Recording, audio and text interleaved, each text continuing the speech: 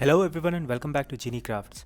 In today's video, we are going to see how to build this Sliceform heart structure. This is something that you can prepare as part of Valentine's Day gift to your loved ones.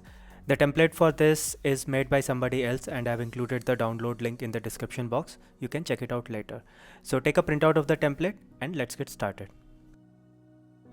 So normally whenever you will encounter any Sliceform template, you will always find duplicate copies of the same shapes again and again, because normally a Sliceform is made with the help of two colors. You can include more colors if you want, but it looks best in two colors. So here's the printout of the template. In one of the shapes, the cuts will be going in one direction, and in the same shape on the different color, the cuts will be going in other direction. I'll be using OLFA paper cutting knife to do my cutting. So the first thing that we need to do is to pick up these shapes, and these vertical lines are basically the slots that you need to cut.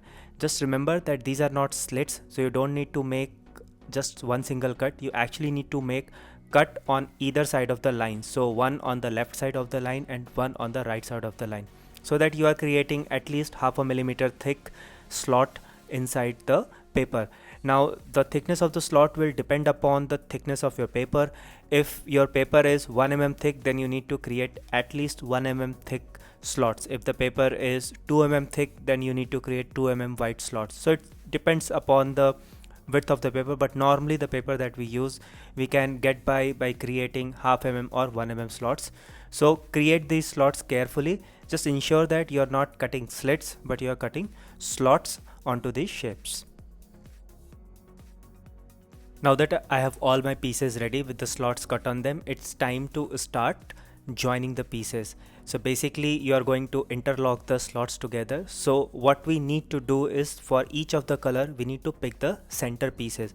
How do we identify the center pieces? Normally in 99% of the cases, it will be the biggest piece on either of the color.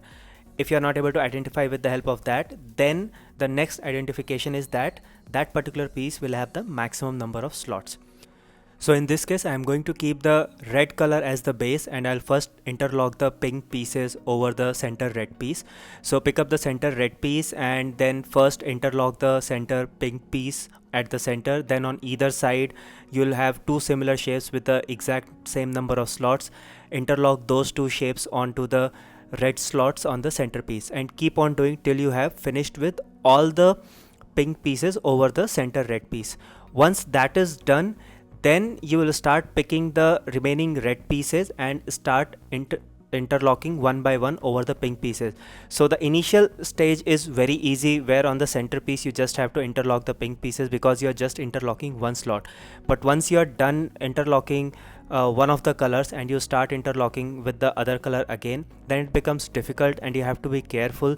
You'll have to align the slots carefully so that you do not curl the paper, or you do not damage the paper. So you have to do this carefully. So as you can see on the screen right now, that I'm almost done with putting all the pink pieces over the center red piece, and with this I have exhausted all my pink pieces, and now it's time to start interlocking the other red pieces, which will be a little bit of a difficult process. At any point in time, to check whether you are interlocking correctly or not, if you press your structure, it should flatten completely. If it is not flattening, then that means that you have interlocked some wrong piece at wrong place. So check once again whether you have interlocked correctly or not. And that is the kind of testing for any Sliceform object that you create, that no matter at what stage of formation you are in your Sliceform object, it should always flatten when you apply pressure on it, and just this will ensure that you are doing it correctly. So just keep following the same process as you see on the screen, interlocking the remaining red pieces over the pink pieces. As you can see that you have to be careful to align the slots properly so that you do not bend the paper or curl the paper. In case you miss anything, then don't try to force it down. Take out the piece again and then try to put it back to ensure that you are able to do it. The best way to do it is to finish one side and then move on to the other side, but there are people who like to do one side on either side one by one. So either way it's fine. It's up to you what we are comfortable with. If you have made the slots properly, neither too thin nor too wide, then in that case you'll be able to slide the pieces very quickly. But if the slots are too tight or the slots are too wide, then in that case either you will not be able to push the pieces inside, or the pieces will fall after you have interlocked the slots. So preparation of the slots is key to ensure that you are making your objects correctly. And like I said before, once you are done completely, it should completely flatten when you apply the pressure on it. Like you see on screen right now, I can completely flatten my Sliceform heart that I have created. So guys, follow this process and prepare your Sliceform heart. I hope you guys enjoyed this video and found it useful. If you guys liked it, then please do not forget to hit the like button and share this video with your friends. Also do subscribe to my channel for regular videos on paper arts, and I will see you guys very soon in my next video. Till then, stay safe, take care, and bye bye.